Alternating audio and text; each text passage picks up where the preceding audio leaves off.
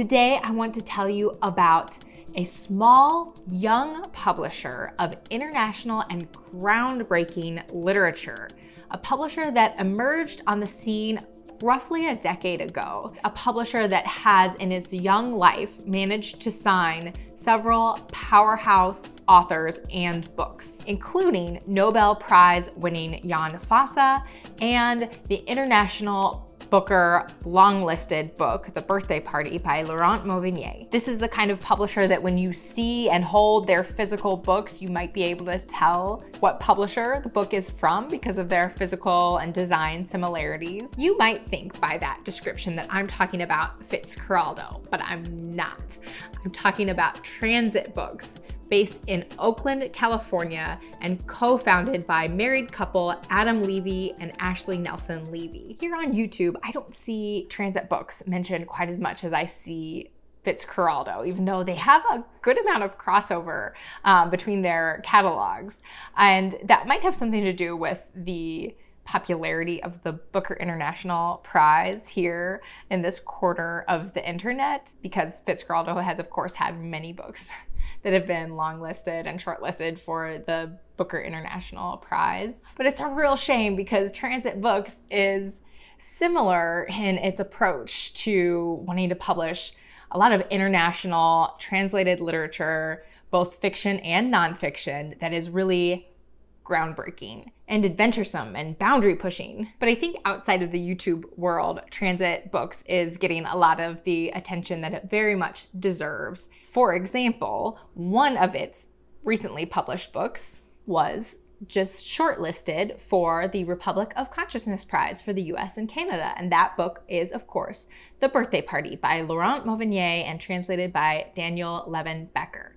This, of course, was also longlisted for the Booker International Prize in the edition published by Fitzcarraldo in the UK. Transit Books is a non-profit publisher that, as I mentioned, is located in the Bay Area of California. They were founded in 2015 and they released their first book in 2017. Adam Levy and Ashley Nelson Levy met in grad school, and after grad school, they both got jobs in the publishing industry in New York. And through those jobs, they both got kind of an inside look at the divide between domestic American literature and international literature, and they were particularly struck by the lack of critical and popular attention given to international literature, which was something that they both deeply loved and found a lot of value in reading international literature and translated literature. And they wished that there was something they could do about it. So when they got married, they quit their jobs and moved across the country to the Bay Area, and they started their dream publisher that published exactly what they had been looking for in the publishing world, which was primarily international literature, translated literature. But really what their publishing venture was all about. It was about border crossing, not only language, but place and also form. You'll notice the little boat that is in their logo and the name of the publisher itself, which is Transit Books, because the idea is that as a publisher, they are carrying readers across borders into someplace new. I read several interviews with the Levys and several themes popped up. One thing that came up again and again was the idea of small presses entering the publishing market with their elbows out, making room for books that other places, like big publishers especially, weren't making room for, but that deserved to be there. I love that visual image of what small presses do as they're coming into the market, just pushing people aside to make room for the books that they want to champion that they're not seeing out there already. And I think that visual image of the making elbow room really gives a great insight to Transit Books' personality. I talked a lot in my last video about the personality of a small publisher and how the best small publishers all have a really distinct personality about them. If you think of someone elbowing their way into a room, that's a really bold movement. And I think that's kind of the vibe I get from Transit Books. There's a boldness to their approach to the books that they publish, and a boldness to the way they kind of emerged on the scene about 9 years ago in the publishing world. But I also think that the idea of transit and the little boat itself kind of gives this sense of adventure and of finding yourself somewhere new and trying something new and seeking out new experiences. So I'd say there's this sense of adventurousness and curiosity and even playfulness in that, in the books that you see Transit Books publishing. There's a feeling that I get when I look through the list of books that they've published and that they have forthcoming, that if I pick up one of their books, I'm going to be encountering something new, that I'm going to be pushing myself to experience something new, and that I'm going to be probably encountering something unexpected. And indeed, in an interview with LitHub, the Levys said, "It is possible that unexpectedness is the common thread in our list at Transit. As Adam said, there's tremendous variation in the work, but each one has made a new claim for what a book can be." Also, in every interview that I read with them, they're really open and vocal about the role of small publishers, especially in contrast to large corporate publishers. In an interview with the San Francisco Chronicle, Adam said, "The big houses have just become increasingly risk averse. You see that they're not willing to take on that book that might be just a little unfamiliar or a little strange or a little bit too challenging." They're also really exuberant in their praise for other smaller independent publishers, including they have listed in interviews several of the publishers that are also listed within the Republic of Consciousness long list and short list, including Grey Wolf and Dorothy and Two Lines Press, who they share an area with and have said that they're good friends with Two Lines Press, which also operates out of San Francisco. Another theme that kept popping up was their celebration and commitment to the rights of translators. And this ranged from the very simple act of listing a translator right on the front cover of a book, to advocating for translators' rights, which includes making sure they understand their rights when it comes to copyright and royalties, all the way to involving translators in the marketing of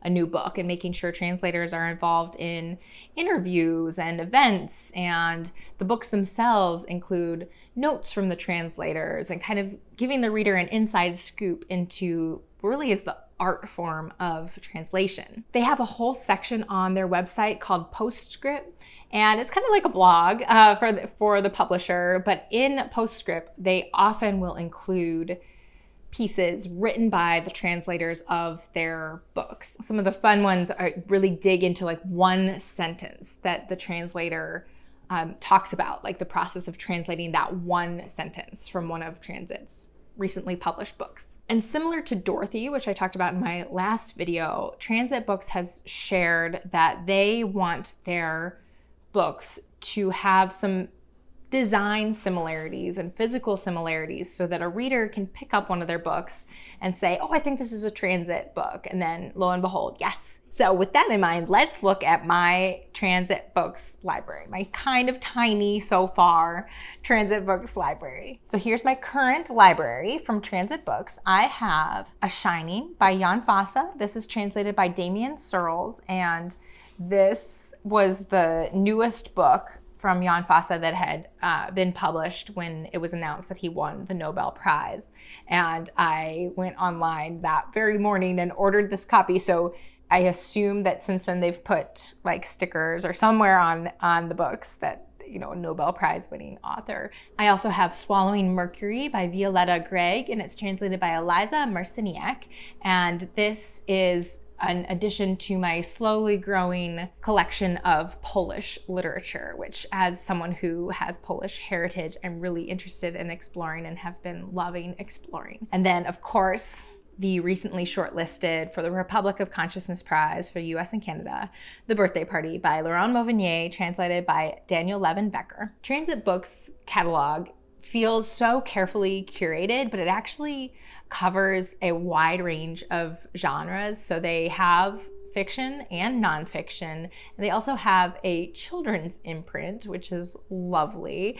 And some of their nonfiction, they have a series that they call Undelivered Lectures. And these are slim pieces of nonfiction that they say, we want to provide an outlet for discursive prose of exceptional literary and cultural value that's more lasting than a magazine piece, but less substantial than a 300-page hardback. So let's talk about The Birthday Party, which was just, again, shortlisted for Republic of Consciousness Prize. This is a literary thriller like no other. It is set in a very small hamlet in a French village. The hamlet is made up of 3 houses.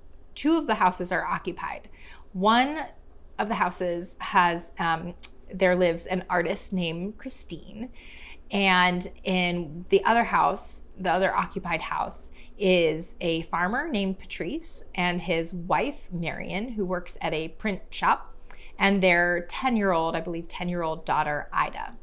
And Patrice is in the process of planning a birthday party for his wife's 40th birthday. And Christine, meanwhile, has been, the book actually opens with Christine, who has been receiving these anonymous threatening letters. The planned celebration for Marion, though, is interrupted by a series of nightmarish events. But I think the most notable characteristic of this novel from a writing perspective is its very long, very detailed, very meandering sentences. The sentences, for the most part, are focused on revealing the inner workings of the minds of each of the characters and going back into their past. Even as the events of the novel get quicker, like more fast-paced, as things turn violent and nightmarish, the length of the sentences and the level of detail in the sentences remains. And it turns into this kind of breathlessness, I've seen it described, that you get from just these relentlessly long, detailed sentences. This was originally intended to be a film, Mauvignier has shared. And at some point, he decided it wouldn't work as a film and decided to turn it into a novel. So there's a great interview on the Booker International website, actually, that gives a bit of an inside scoop into Mauvignier's process and inspiration.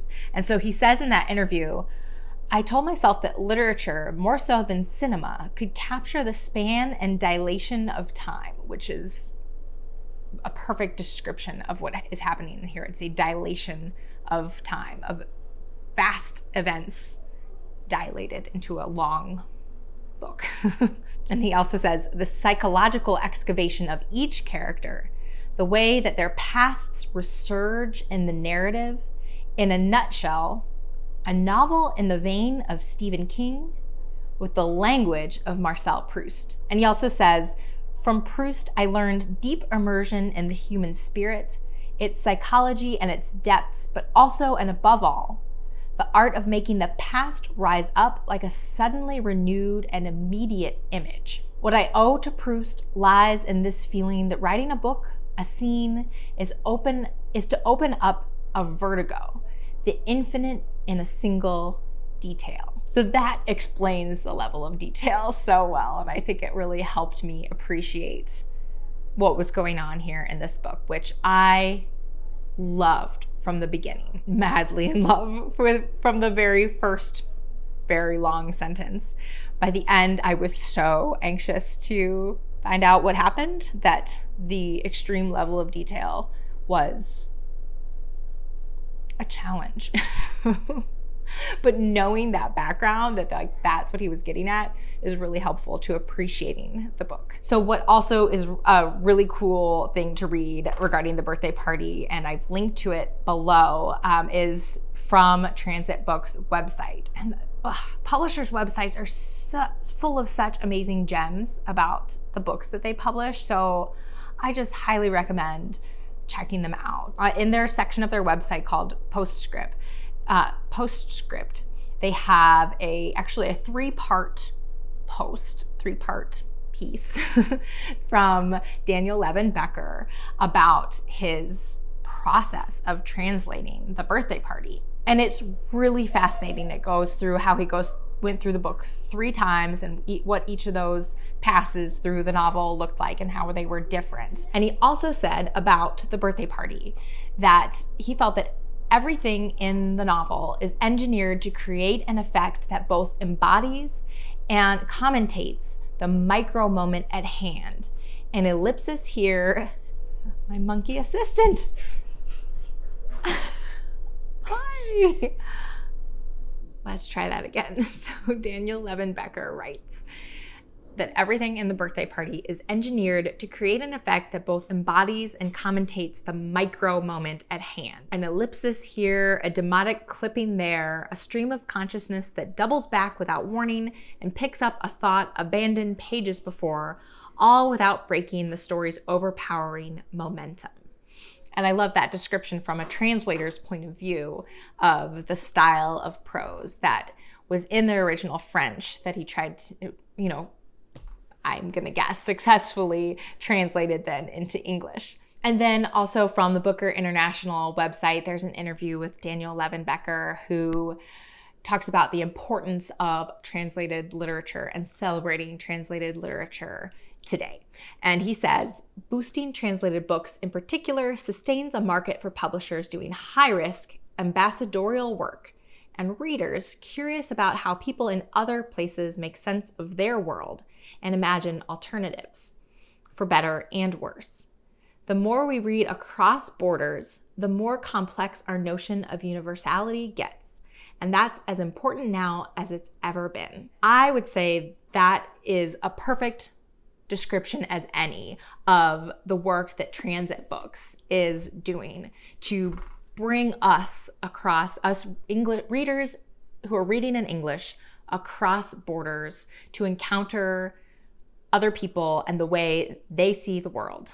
That's really what Transit Books is doing, and they're doing it beautifully, and I can't wait to explore many, many more of their books. So the last 3 presses of the shortlisted books on the Republic of Consciousness Prize for the US and Canada, I want to talk about in depth as well, but I will probably save those for after the winner is announced because I have other projects lined up that will fit those publishers nicely. So for example, I'm already planning on reading Gray in May. So Gray Wolf in May to celebrate their 50th anniversary. And of course, one of their books, The Box, is on the short list for the Republic of Consciousness Prize. So I've run out of time to do any more of these little bit deeper looks at each of these publishers before the winner is announced. But that's okay because the publisher will still be there after the winner is announced. Best laid plans, life gets in the way.